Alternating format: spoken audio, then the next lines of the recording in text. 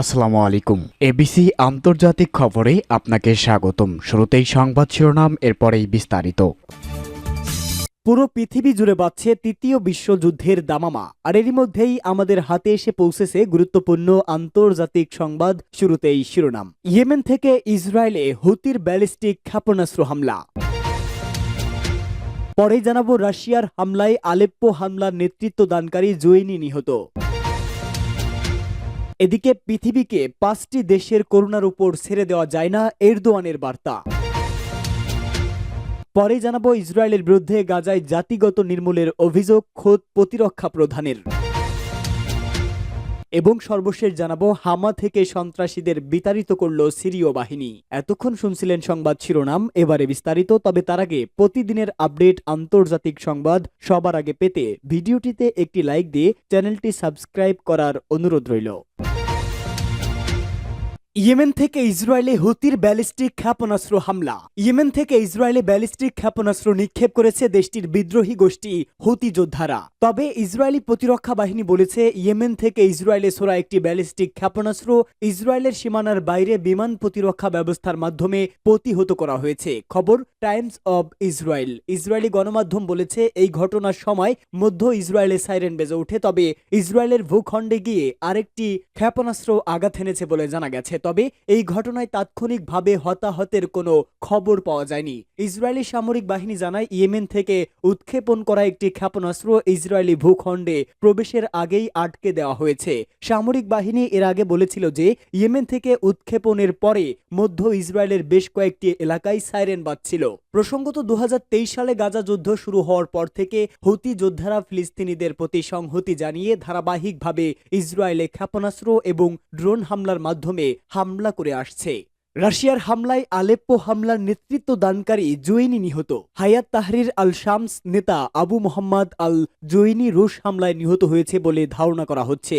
সকালে আরব গণমাধ্যমগুলোর প্রতিবেদনে এই দাবি করা হয়েছে। জেরুজালেম পোস্টে বলা হয়েছে, সামাজিক যোগাযোগ মাধ্যমে কিছু ছবি ছড়িয়ে পড়েছে, সেগুলোকে আল জুয়েনির লাশ বলে দাবি করা হচ্ছে। সূত্রটি আরও জানিয়েছে, সম্প্রতি সিরিয়ার ক্ষমতাসীন আসাদ বাহিনীর বিরুদ্ধে দারুণ একটি অভিযান পরিচালনা করেছে এইচটিএস নেতৃত্বাধীন কয়েকটি দল। তারা ইতিমধ্যে আলেপ্পোর বেশিরভাগ পুনরুদ্ধার করে নিজেদের দখলে নিয়েছে।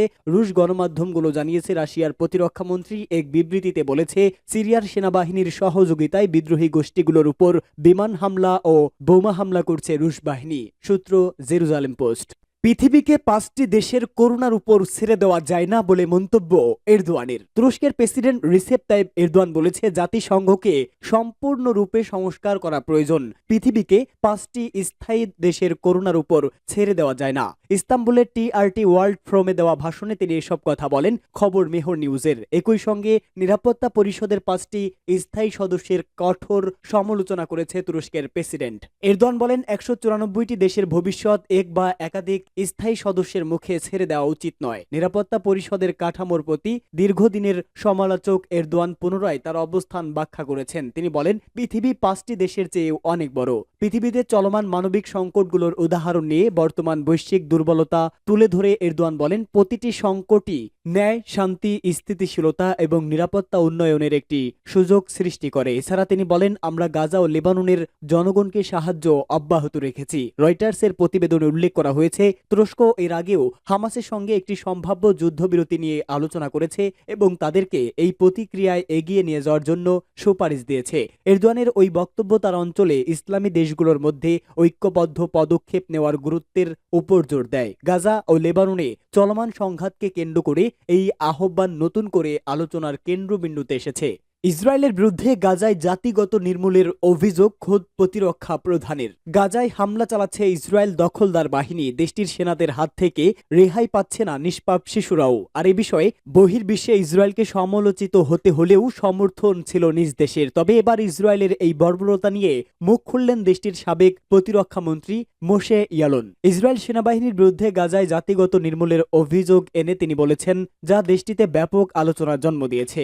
বেসরকারি ডেমোক্র্যাট টিভি চ্যানেল একটি সাক্ষাৎকারে ইলন বলেন, আমাদের যে পথে নিয়ে যাওয়া হচ্ছে তা হলো বিজয়, সংযুক্তি এবং জাতিগত নির্মূল করা। জাতিগত নির্মূল এর বিষয়ের উপর জোর দিয়ে তিনি আরো বলেন, সেখানে কি ঘটছে আরবিত লাহিয়া নেই, আরবিদ হানুনও নেই। সেনাবাহিনী জাবালিয়ায় হস্তক্ষেপ করেছে এবং আরবদের থেকে ভূমি সাফ করা হচ্ছে। সাবেক এই প্রতিরক্ষা মন্ত্রী ইয়ালন গাজা থেকে ইসরায়েলের প্রত্যাহারের আগে 2002-2005 সালের মধ্যে ইসরায়েলি সেনাবাহিনীর প্রধান ছিলেন। পরবর্তীতে 2016 সালের প্রধানমন্ত্রী বেনিয়ামিন নেতানিয়াহুর সাথে মতানৈক্যর কারণে পদত্যাগ করেন। তার আগে সময়টাতে প্রতিরক্ষা মন্ত্রী এবং উপপ্রতিরক্ষা মন্ত্রী হিসাবে দায়িত্ব পালন করেছেন ইয়ালন। উল্লেখ, গত 7 অক্টোবর ইসরায়েলে হামাসের হামলার পর থেকে ফিলিস্তিনে ব্যাপক ধ্বংসযজ্ঞ চালাচ্ছে ইসরায়েল, যার ফলে ইসরায়েলে 1200 লোকের বিপরীতে গাজায় 44,382 জনকে হত্যা করেছে ইসরায়েল। হামা থেকে সন্ত্রাসীদের বিতাড়িত করল সিরীয় বাহিনী। সিরিয়ার সামরিক সূত্র জানিয়েছে, সেনাবাহিনী হামার কেন্দ্রীয় শহরে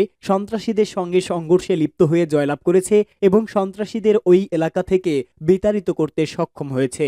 সিরীয় সামরিক সূত্রের বরাত দিয়ে দেশটির সরকারি বার্তা সংস্থা সানা এ তথ্য জানিয়েছে। এতে বলা হয়েছে, সিরীয় সেনাবাহিনী উত্তর হামার প্রতিরক্ষা লাইন শক্তিশালী করেছে এবং সন্ত্রাসীদের সেখান থেকে বিতাড়িত করতে সক্ষম হয়েছে।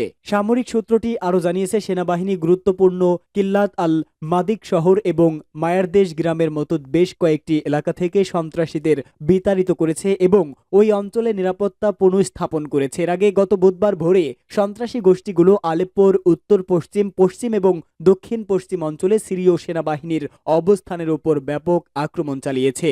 এই আক্রমণগুলো ছিল 2020 সালের অস্ত্রবিরতি চুক্তির লঙ্ঘন। চুক্তিটি তুরস্কের গ্যারান্টি অনুসারে ইদলিব, আলেপ্পোর শহরতলি এবং হামা ও লাতাকিয়ার কিছু অংশকে উত্তেজনা হ্রাসকরণ অঞ্চল হিসেবে চিহ্নিত করেছিল। সিরীয় সেনাবাহিনী জানিয়েছে, সন্ত্রাসী গোষ্ঠীগুলোর বিরুদ্ধে লড়াই সফল ও দৃঢ়ভাবে চলছে। তারা জনগণকে ওই গোষ্ঠীগুলোর ছড়ানো গুজবে কান না দিতে আহ্বান জানিয়েছে।